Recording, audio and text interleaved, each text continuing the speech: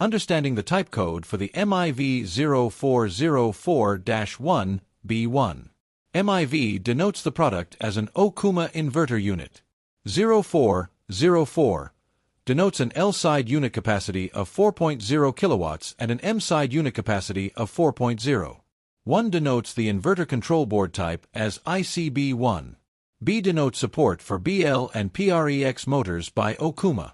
1 denotes the control ROM type as 1.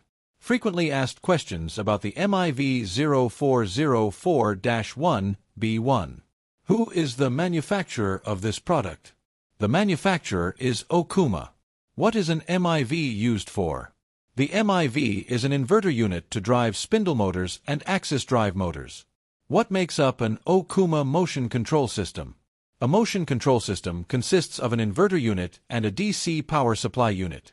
Where is the type code located on the MIV? The type code is shown on the front of the unit by seal or by printed character. Is this product available refurbished? Yes, Wake Industrial has refurbished product in stock. Send a quote now for pricing, lead times, and condition. Thank you for watching. Wake Industrial is your partner in progress for all MIV sales and replacements.